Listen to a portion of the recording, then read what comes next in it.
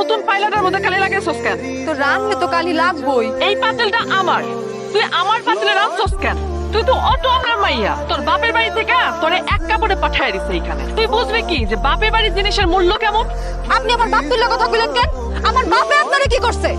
বড় বৌমা কি কইতেছো এসব? থামো তো। কি আপনার এত বড় সাহস? আপনি আমার ধমক দিয়ে কথা কইতেছেন?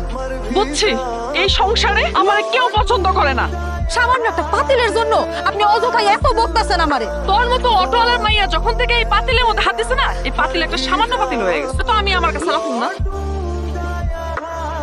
বাড়িতে ঢুকতে না ঢুকতেই দেখলাম পাতিল সুরাসুরি। হ্যাঁ, তুমি তো আমার কোনো কথা বিশ্বাস করো না। তুমি দেখলা, তোমার নিজের চোখে দেখলা তোমার ভাইয়ের বউ এই যে পাতিলটা দিয়ে আমারে কেমনে ঢেল মারলো। হাই হাই, কি মিথ্যা কথা। আম্মা আপনি দেখছেন না? আপনি কিছু কর না কেন? কিরে বাবা, তুই বিদেশ থেকে হঠাৎ করে চলে আসলি, কাউরে কিছু না জানায়? কথা ঘুরাইতেছো কেন মা? তোমারে যেটা জিজ্ঞেস করছি তার স্পষ্ট উত্তর দাও। এত ছোট বউ বলতে অজ্ঞান আর বানা বানা কিছু কইবো? এটা কেমন কথা বড় বৌমা? কেমন কথা বড় বৌমা? আমি কেন মিছা কথা কমবো? আমার যেটা বোঝার সেটা আমি পরিষ্কার ভাবে বুঝে গেছি। তবে আমি একটা কথা স্পষ্ট করে বলে দেই, আমার রোজগারে এই সংসার চলে। আমার বউ যেটা কইব সবার সেইটাই মাইনা চলতে হইব। কাউরে গুনার টাইম নাই আমার। আর রফিকরেও আমার কাছে পরিষ্কার ভাবে জবাব দিতে হবে, ওর বউ কি কারণে পাতিল দিয়া আমার বউরে ঢিল মারে। এবছর ভালো দান হইছে। ধান তো ভালোই হয়েছে, কিন্তু ঘরে উঠাইতে পারবো কি না। কে? আজকে চৈত্র মাসে 6 তারিখ, বৈশাখাইতে মেলা দেরি। এর মাঝখানে যদি ঝড় বৃষ্টি শিলা পড়ে তাহলে তো শেষ। সব মনে আছে, কিচ্ছু ভুলি না। তোর ভাই তোর লোকে যে ব্যবহারটা করছে এটা কিন্তু ঠিক কথা। আর বড় ভাই যা কর কইছে, মনের আর কি আছে? এর লেগে সবার সামনে তোর চোর কইব, বৃষ্টিতে ধান সব নষ্ট হয়ে গেছে গা। তুই নাকি রাইতের আধারে ধান কাইটা তো শ্বশুর বাড়িতে পাঠাইছিস, এটা কোনো কথা কইলো? মামিমা আসসালামু আলাইকুম, কেমন আছেন? কই যান? কই যাইতাছে আমি হেটা কি তোমারে কোন লাগবো? এমনি আমার মাইয়ার জামাই আইছে কত কষ্ট কইরা। ভাইজান এসে বাড়ি? খবরদার কইলাম, তুমি আমার মাইয়ার জামাইয়ের আশেপাশেও থাকবা না। তুমি কামলা কুমলা মানুষ। এইটা আপনি কি করবো মামিমা? কারে গাম লাগো না আপনি? ভাইজান বাড়িতে এসে তো আমি জানি না। একটু আগে না বাড়িতে আইলাম, ভাবিও তো কিছু কইল না। কেমন আছেন? কখন আসলেন? আইছে আমার মাইয়ারে মরিচ ডালা দিয়া এখন আসছে আমি কেমন আছি হে খবর নিতে না? আস্তাগফিরুল্লাহ, এটা কি কর? আমি কখন ভাবিরে মরিচ দিলাম? তুমি আমার বাপ মা তুই সাথে কথা কও নাই? আজকে সকালে তুমি তোমার ভাইয়ের সামনে আমাকে পাতিল দিয়ে ঢেল দিছো। হায় হায় হায় হায়, আমার মাইয়ারে তো দেখা যায় এই বাড়িতে মাইরা ফলানোর ষড়যন্ত্র চলতেছে। মুখ সামলায় কথা কন মাইমা। তোমার ভাইয়ের বউয়ের সাহস দেখছো? তুমি যদি এর বিচার না করো বাইসা যামুগা। ভাইজান তুমি যাইছো, একটা কথা জানাইলাও না, একটা ফোন দিতা। আমারে ভাইজান কবি না, আমি তোর ভাইজান না। তোর বউ আমার বউর অপমান করে কোন সাহসে? এই অটোওয়ালার মাইয়ার এত বড় সাহস হয় যে আমার সাথে বেয়াদবি করে? তুমি আমার সামনে আমার বউর অপমান করতেছো?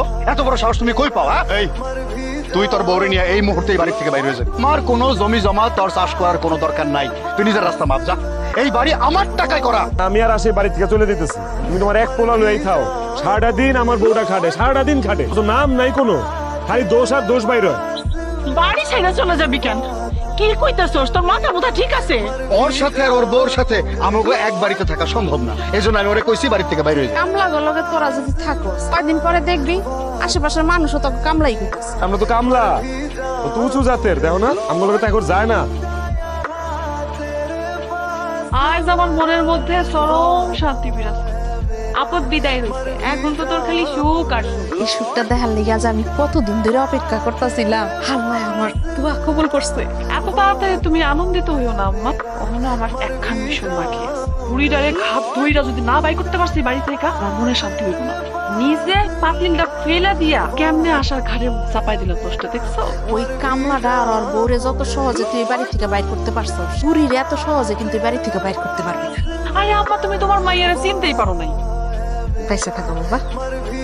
সালাম লাগবো না, সেই দিন আইলি মাত্র কয়টা দিন তাই আবার চলে যাইতেছ। তুমি ভালো থাকো আর আমার জন্য মন থেকে একটু দোয়া করো। তুমি আমার দিকে একটু খেয়াল রাখো। তুমি চিন্তা করতেছো কেন কত? আম্মা কি শুধু তোমার একার? চিনতে যাও, আমি সমস্ত রকমের খেয়াল রাখবো আম্মার। ছেলের জন্য তো অনেক কান্নাকাটি করলেন, এখন একটা কাজ করেন তো, এই যে ঝাড়ুটা নেন, নিয়ে পুরা উঠানটা ঝাড়ু দেন। বেন সাহেব, আমার মাজায় ব্যথা, উঠতে বসতে কষ্ট হয়, ঝাড়ু দিব কেমনে? এই বাড়িতে থাকতে হইলে আপনারা কাজ কইরাই খাইতে হইব। বৌমা, মুখ সামলায় কথা কও।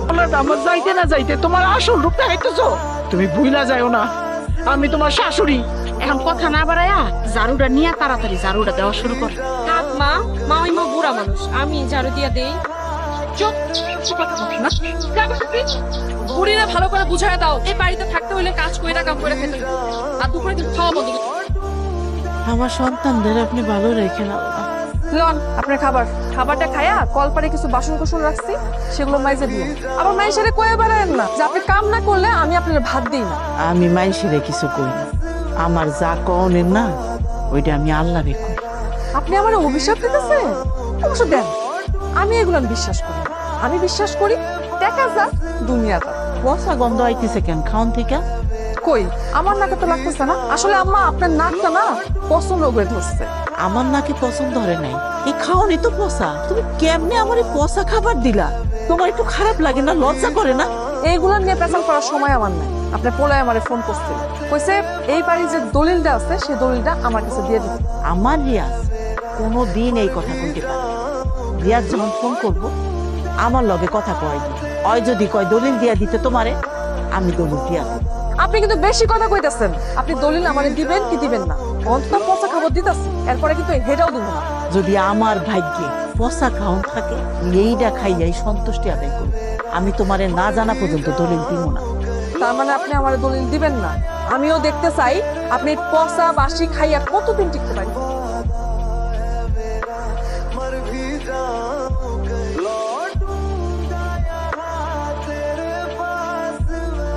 এমন বুঝছো, এমন আরো 3-4টা দিন হইছে।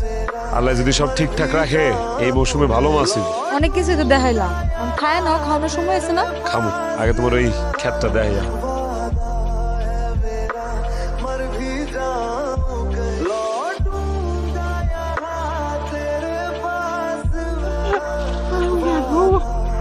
একটু পানি দাও, আমার দৌড়ে একটু পানি, বুকটা ভাইটা যেতেছে, একটু পানি দাও আমাদের। আহারে আমিও পানি দিতে চাই। আপনি যদি আমারে এই বাড়ির দলিলটা দিয়ে দেন আমিও আপনারে পানি দিয়ে দেব। শুধু পানি দেব না, অক্ষরে আমি আপনারে পানির মধ্যে চুবাইয়া দিব। মহিলা গেলেও আমি তোমারে দলিল দিব না। এই মহিলার মতো এরকম বেহায়া মহিলা আমি আমার জীবনে দেই নাই। এই বাড়ি দলিল দিবি কিনা কম? মা মাইমার অনেক পানির পিপাসা লাগছে, একটু পানি দেই। কি কইলি? হ্যাঁ কি তো নিজের মা লাগে? হ্যাঁ তো দরদ উতলা পড়তেছে। এই পাপের প্রায়শ্চিত্ত তোমাদের একদিন করতেই হইব। এই বুড়ি আই, তুই দলিল দিবি কিনা ক? কি কইলি? দিবি না? দিবি না তুই? তোরে আমি তোর এত বড় সাহস, তুই আমার মায়ের গায়ে হাত তুলত? না মানে একদম চুপ করেন আপনি, একটা কথা কইবেন না।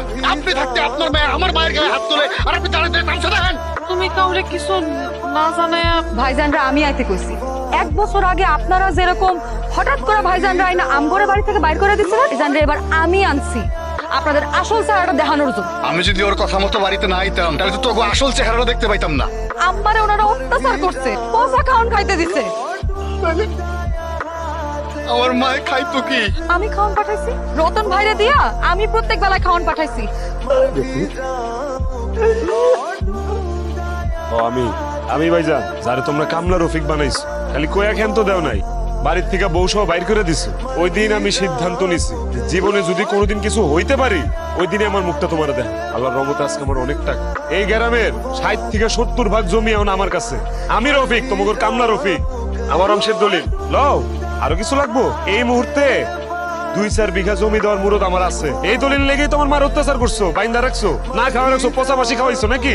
যে আমাকে 2 ভাইয়ের সম্পর্ক নষ্ট করছে, বাড়ির ভাগ নেওয়ার জন্য এত নাটক সাজাইছে, আমার মায়ের এত অত্যাচার করছে, তার নিয়ে তো আমি সংসারই করুম না। ওরে আমি আজকেই তালাক দিব।